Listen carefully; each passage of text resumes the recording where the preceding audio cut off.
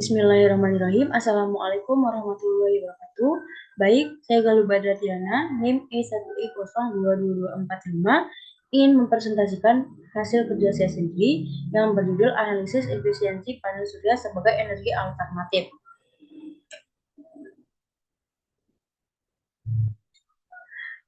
Ada beberapa subbab. Yang pertama itu pendahuluan, dan yang kedua itu metode penelitian, dan yang ketiga itu hasil pembahasan, dan yang terakhir itu kesimpulan.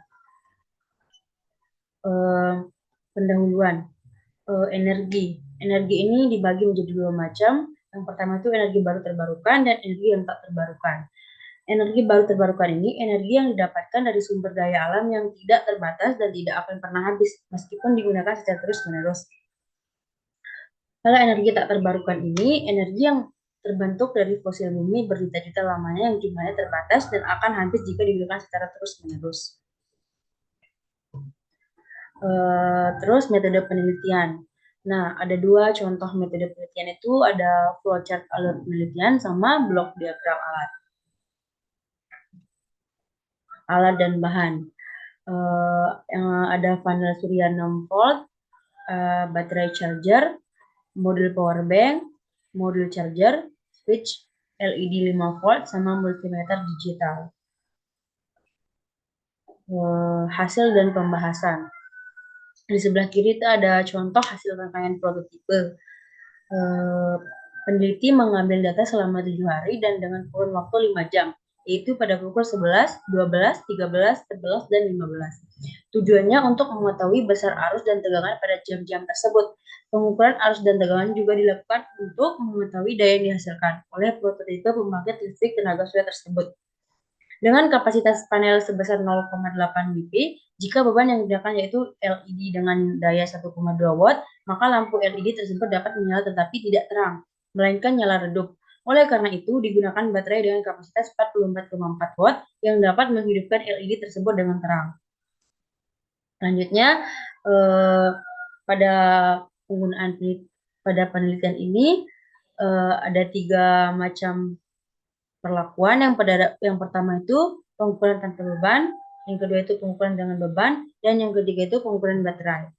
Nah, pengukuran tanpa beban ini didapatkan rata-rata tegangan sebesar 4,31 volt, rata-rata arus sebesar 0,01 ampere, dan rata-rata daya yang dihasilkan panel dalam sehari sebesar 0,0431 watt. Terus ada pengukuran dengan beban. Nah, didapatkan rata-rata tegangan sebesar 4,74 volt dan rata-rata arus sebesar 1,01 ampere dan rata-rata daya yang dihasilkan sebesar 0,0474 watt. Terus pengukuran baterai. Baterai yang digunakan memiliki kapasitas 44,4 Wh sebanyak 2 buah dengan durasi pemakaian selama 12 jam, yaitu dari jam 18 sampai 6. Dan didapatkan daya yang dihasilkan oleh baterai selama 12 jam, yaitu sebesar 7,4 watt. Kesimpulan dari presentasi tadi yaitu rata-rata daya yang dihasilkan panel dalam sehari jika tanpa beban yaitu sebesar 0,0431 watt, sedangkan rata-rata daya panel jika dengan beban LED 1,2 watt yaitu sebesar 0,0474 watt. Efisiensi panel yang digunakan pada proyek ini yaitu sebesar 16,42%, yang dimana panel tersebut dapat dikatakan lumayan baik karena efisiensi pada umumnya adalah sekitar 12-19%. Akan tetapi masih jauh dari kata efisiensi yang ideal. Dengan menggunakan 2 buah baterai yang dipanelkan dengan kapasitas sebesar 88,8 Wh, baterai tersebut dapat menghasilkan listrik dengan daya sebesar 7,4 watt jika digunakan secara terus-menerus selama 12 jam.